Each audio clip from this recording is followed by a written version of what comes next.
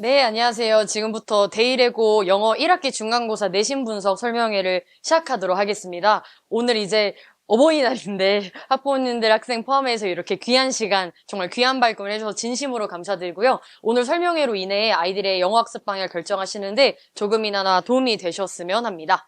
일단 제 소개를 먼저 드리고 시작하겠습니다. 저는 현재 성북 메가스터디와 메가스터디 러셀에서 영어 수업을 담당하고 있는 영어 강사 남지원이라고 합니다. 제가 맡았던 학생들의 어떤 성과 결과로 제 소개를 조금 더 덧붙이도록 하겠습니다. 제가 현재 데이레고 외에 맡고 있는 디고에서는 24, 25년 연속으로 1, 2학년 전교 1등 만점을 동시 배출하였고요. 이제 어머님들이 보시기에 원래 잘하던 학생들이 이제 들어와서 그냥 좀 학원 수업 자료 받고 1등한 게 아닌가 하실 수도 있는데, 일단 저랑 처음 수강 들어왔을 때 처음에 4등급인 학생이 저한테 들어왔었어요. 근데 수강 16주 만에 4등급에서 이제 바로 전교 1등 만점으로 성적이 급상승한 사례가 있었고요. 이 학생은 한 번 만점 좀 흐름을 타더니 2학년 때도 연달아서 전교 1등 만점을 기록하였습니다. 또 저랑 수강 3주 만에 73점 4등급에서 96점 1등급으로 급상승하는 사례도 있었고요. 또 디고 2학년 같은 경우에는 가장 최단 시간인데요. 수강 8주 만에 3등급에서 전교 2등 99점으로 급상승하였습니다. 이런 좋은 결과로 인해 현재 26년 디고 1학년 영어, 작년 디고 2학년 영어 전체 최다 수강생을 기록하고 있습니다. 또 올해 제가 맡고 있는 데이레고 같은 경우에는 처음에 윈터스쿨 개강 대비 현재 수강생이 300% 이상 증가하였고요. 또 올해 저희가 저번 주에 아이들 봤던 데이레고 1학기 중간고사 엄청 어려웠습니다, 사실. 이제 심화영어 같은 경우에는 정말 난이도가 어려워서 저희가 등급컷 예상이 아직 확정 등급이 나오지 않았지만 그래도 한 70점대 정도 나오지 않을까 예상하고 있는데, 저희 반에서 심화영어 90점대인 학생들이 꽤나 많이 이제 나왔기 때문에 아마 확정적으로 1등급, 공통영어도 이제 제가 아직 컷을 예상을 못하지만 한 80점대로 예상했을 때 90점대 맞은 학생들이 꽤 많기 때문에 1등급 다수 배출이 예상됩니다. 또 이제 제가 맡았던 학생들의 전교권 야니 포함해서 100점, 99, 98 지금까지 맡았던 학생들의 어떤 저랑 소통한 사례를 같이 조금 적어봤고요. 조금 더 자세히 봐주시면 감사드리겠습니다. 제가 오늘 어머님들과 학부모님들과 함께 나누고 싶은 얘기는 올해 데이레고 26년 1학기 중간고사 이제 총 분석, 그리고 두 번째는 대표 문항 분석을 좀 설명해드리고 저희 까다로운 데이레고 영어에 어떻게 대비할 수 있는지, 그리고 마지막으로는 데이레고 영어 기말고사 커리큘럼까지 설명드리도록 하겠습니다. 일단 이번 1학기 중간고사 시험 범위와 유형 분석을 좀 설명해드리도록 하겠습니다. 시험 범위 같은 경우는 영어는 2과목으로 진행이 되고요. 공통영어 같은 경우에는 파업 독해 유형이라는 책이 1, 2, 3, 4, 9, 11, 6단원입니다. 이제 보통 일반고 같은 경우에는 이 6단원 정도 부교재가 전체 시험 범위 분량인데, 데이러 같은 경우는 이것 포함해서 엄청나게 범위가 많은 걸 확인하실 수 있고요. 또 파업의 챕터 미니 모의고사와 26년 3월 모의고사 18번부터 45번 전체 지문, 또 공통영어 교과서 1, 2과와 외부 지문까지 포함되고요. 오른쪽에 심화영어를 보시면 리딩 부스터 1, 2, 3, 4, 5회. 근데 리딩 부스터는 한 회 한 회가 모의고사 전체 분량입니다. 그래서 대략 약 20여 지문 이상이 한 회를 차지해서 리딩 부스터 5회만으로도 아이들이 100여 개의 지문을 학습해야 되고요. 플러스 부스터 어법어이라는 그 어법책에 유닛 1, 3, 4와 유닛 테스트, 그리고 학교 영어 선생님께서 나눠주시는 프린트까지 사실 포함되고요. 마찬가지로 26년 3월 모고 전지문과 심화영어 교과서 1, 2, 3, 4가와 외부 지문까지. 그리고 이걸 다 해보니까 제 담당하고 있던 어떤 학생의 친구가 이걸 하나하나 세봤다 하더라고요, 지문 개수. 그랬더니 정확히는 226지문인가? 라고 저한테 이제 얘기를 해주는데, 내부 지문이 어머님들 220여 개 지문입니다. 근데 이제 내부 지문 외에 공통영어와 심화영어가 둘 다 그 외부 지문이 또 많이 포함되고 있기 때문에 우리 학생들 입장에서는 정말 내부 지문을 소화하기에도 엄청난 시간과 에너지 노력이 드는데, 외부 지문까지 포함되기 때문에 정말 까다로운 시험이 아닐 수가 없고요. 조금 더 자세히 시험 유형별 분석을 좀 드리도록 하겠습니다. 공통영어와 심화영어에서 저희가 좀 눈여겨볼 점은, 그 공통영어 같은 경우에도 저희가 좀 킬러 문항이라고 할 수 있는 빈순삽에서 압도적으로 많은 유형이 나왔다는 겁니다. 물론 어법도 많이 나왔고요. 그리고 오른쪽에 심화영어 같은 경우는 원래 데이레고가 어법이 좀 강한 학교, 그러니까 좀 어렵게 나오는 학교 중에 하나였는데, 올해도 마찬가지로 심화영어 30문제 중에 무려 어법이 이제 7문항이 나왔고요. 7문항 중에 대부분이 외부 지문으로 출제되기 때문에 학생들 입장에서는 어법을 감으로 푸는 것이 아니라 정말 근본적인 영어를 언어로서 어법으로 받아들여야지 풀 수 있는 문항이었습니다. 이제 모두 객관식 출제지만 사실 서답형이 거의 없는 거 치고 정말 객관식만으로 나온 거에 정말 거운갈 정도로 수능 고난도 유형 중심으로 출제되고요. 말씀드렸듯이 어법과 빈칸 추론에서 굉장히 높은 비중을 차지하였습니다. 조금 더 자세히 실제 출제 경향을 좀 살펴드리도록 하겠습니다. 일단 데일외고 영어는 정말 쉽지 않은데요. 완벽하게 내신 대비와 수능 대비의 완벽한 일원화 체계입니다.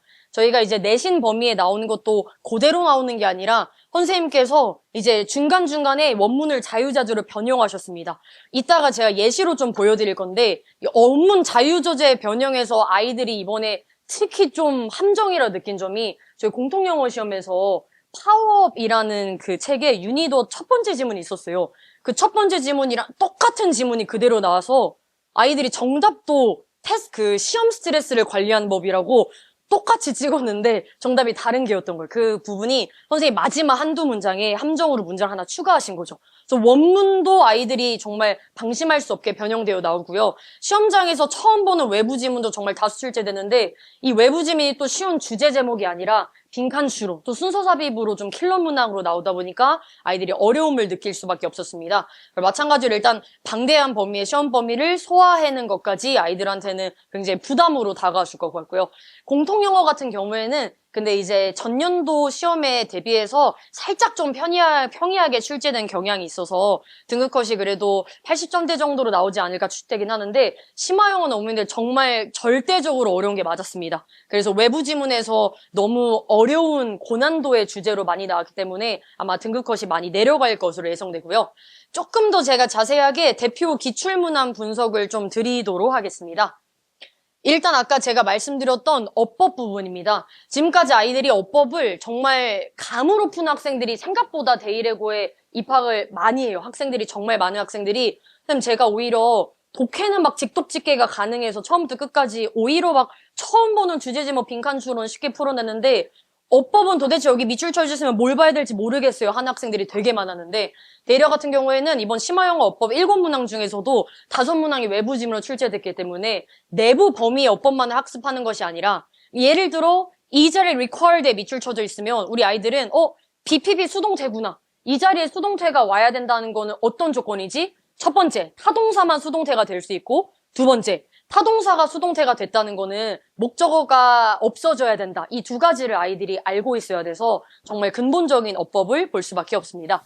이렇듯 저희 이제 어법 문항 같은 경우에는 정말 근본적인 그걸 해야 되는데 제가 확실히 어머님들께 좀 자랑하는 자랑을 말씀드리자면 아이들이 심화영어 7개 중에 외부지 이렇게 많았는데 저랑 수강한 학생들의 정말 대부분이 어법을 거의 다 맞았습니다. 제가 다른 학생들이 이제 저한테 연락 오면서 선생님 저 그래도 어법 다 맞았어요. 아니면 뭐 한 개 틀렸어요. 하는 학생들이 제일 많은 만큼 가장 단시간에 아이들이 많이 오른 부분이 어법이라고 할 수 있고 어법 같은 경우에는 거의 3분의 1을 차지할 만큼 많이 나오기 때문에 정말 확실한 근거, 정말 저희가 수학 공식 풀 때 아이들이 감으로 풀지 않잖아요. 그런 식으로 확실하게 푸는 방법으로 진행하고 있습니다.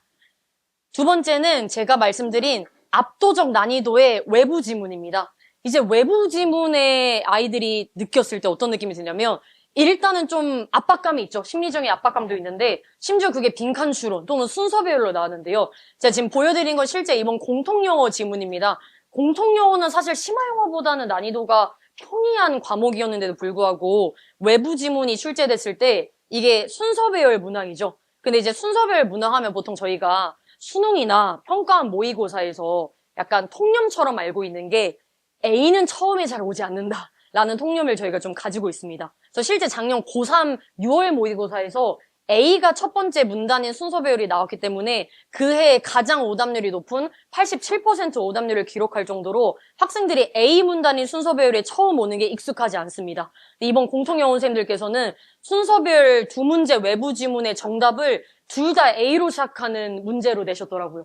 아이들이랑 저랑 이제 시험 보고 피드백을 이제 주고받을 때 이제 맞은 학생들도 저한테 이러더라고요.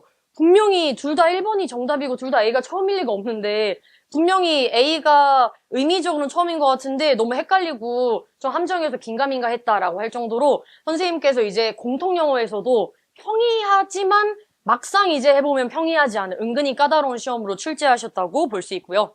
실제 제가 외부 지문으로 또 공영, 심형 나온 거에 주제와 출처를 좀 더 다 정리해봤습니다. 어머님들이 보시기에 외부 지문 좀 처음 보는 거니까 선생님이 난이도 좀 조절하지 않으셨을까 싶으실 수 있는데 실제 외부 지문의 주제를 보시면 유한계급의 비합리적인 과시적 소비 다 어떤 외국의 유명한 교수들이 다 낸 어떤 지문 논문 중에 하나이고요.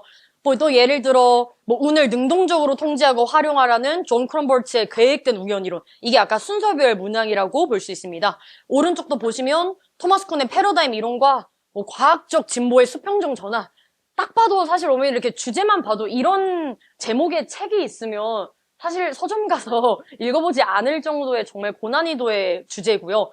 뭐 편향을 막아주는 이중맹검 임상실험 이런 정말 어려운 주제로 아이들이 빈칸추론 순서 배열 문장을 풀어내었기 때문에 정말 쉽지 않은 문항이 될 수밖에 없습니다. 마지막으로는 제가 말씀드린 함정선지가 굉장히 많이 다수 출제됐다는 겁니다. 제가 왼쪽에 있는 거는 실제 저희 공통영어의 그 시험범위였던 파업 유형 독해 유닛 1의 첫 번째 전략적으로 1번 지문입니다. 첫 시작을 어머님들 보시면 What happens in your brain when you're under test stress? 테스트 스트레스를 우리가 받을 때 두뇌에서 어떤 일이 일어나는가에 관한 글입니다. 이게 원문이 정답이 애초에 4번이었습니다. The importance of managing test stress. 시험 스트레스를 관리하는 거의 중요성. 그리고 이 지문이 그대로 출제됐습니다. 이번 공통영 3번 지문인데요. 첫 문장도 보시면 What happens in your brain when you're under test stress? 그러니까 아이들 입장에서 이거 나 파업 유형 독해 그 수많은 100여 개의 지문에서 공통영어 100여 개의 지문에서 나 이거 지문 기억나. 밑으로 내려갔더니 그대로 3번에 Importance of Managing Test Stress가 또 있는 거예요. 그래서 아이들이 거의 바로 3번을 했고 정말 영어를 잘하는 친구들도 함정에 걸렸을 법한 지문인데 후반부 정말 한 문장 정도를 선생님이 이제 추가하셨습니다. 한 문장 추가하신 내용이 Prolonged exposure to such pressure. 좀 우리가 시험 압박감에 장기적으로 연장된 노출에 됐을 때 어떤 일이 일어나는지에 대해서 조금 더 구체화된 문장이 하나 추가됨으로써 정답이 이제 3번이 아닌 4번. Prolonged test stress가 당신의 두뇌를 paralyze, 마비시킬 수도 있다라는 게 정답이 되었습니다. 그래서 공통영어 같은 경우에도 평이한 듯 함정 문제가 굉장히 많이 나왔다라는 거를 아실 수 있고요. 그럼 저희가 사실 공통영어든 심화영어든 외부 지문이 워낙 많이 나오기 때문에 대비할 수 있는 방법은 정말 확실할 수밖에 없는데요. 데일에고는 정말 데일에고 내신에도 수능 영어에도 아이들이 흔들림 없는 기본적으로 영어 기본기를 올릴 수밖에 저희가 없습니다. 그럴 수 있는 방법은 제가 유형별로 좀 설명해드리면 어휘 같은 경우에는 정말 수능 수준의 방대한 어휘량이 필요합니다. 근데 데일에고 영어쌤들께서는 뜻 위주의 학습을 원하시는 게 아닙니다. 그 뜻을 봤을 때 아이들이 예문을 통해서 문맥에 맞는 걸 쓸 수 있느냐 아니면 어떤 한 단어에서 확장해서 저희가 동의어, 유의어, 그리고 반의어, 혼동어휘까지 하나의 묶음으로 학습할 수 있는지 또는 이제 앞에 있는 접두사, 접미사 학습을 통해서 낯선 의미의 단어를 구조로 추론할 수 있는지 능력을 좀 복합적으로 확인하시고 싶습니다. 그리고 이제 5번째 같은 경우에는 우리가 이미 알고 있는 어휘들이 있어요, 당연히. 예를 들어 아이들이 당연히 weather이라는 단어를 보면 당연히 사실 명사로 날씨입니다. 근데 이게 이제 서술어 자리에, 동사 자리에 오게 되면 weather은 버티다, 참다, 견디다 완전 다른 뜻이 됩니다. 그래서 아이들이 기존에 있는 어떤 수능에 많이 나오는 빈출 단어집을 그냥 2회독, 3회독 의미 없이 반복하는 것이 아니라 어떤 의미를 하나 접했을 때 어떤 문맥에서 사용되고 품사별로 어떤 의미 차이가 있는지까지 학습해야 되고요. 그리고 마지막은 제가 수업 시간에 가장 아이들한테 강조하는 부분입니다. 바로 collocation, 우리나라 말로 연어라고 하는데요. 어떤 단어 2개 이상의 구가 결합돼서 의미를 다르게 만드는 겁니다. 예를 들어 저희 실제 이번 지문에서 정말 못해도 한 7, 8번은 나온 단어 같은데요. result라는 단어 하나 외우는 거는 시험에서 써먹을 수가 없습니다. 아예. result라는 단어 나왔을 때는 뒤에 전치사 in이 붙었을 때는 결과에 해당하는 내용이 와야 되고요. result 뒤에 전치사 from이 붙었을 때는 의미적으로 원인에 해당하는 내용이 나와야 합니다. 그래서 제가 실제로 아이들한테 매주 주간지를 나눠줄 때 어휘 부분을 이제 정리할 때 저는 단순 영어 하나 뜻 하나, 영어 하나 뜻 하나가 아니라 그 영어 표현에 맞는 다양한 유의어, 반의어, 혼동어휘를 같이 좀 정리하고 있습니다. 두 번째는 이제 어법입니다. 어법은 사실 데일에고에서 정말 많은 비중을 차지할 수밖에 없는데요.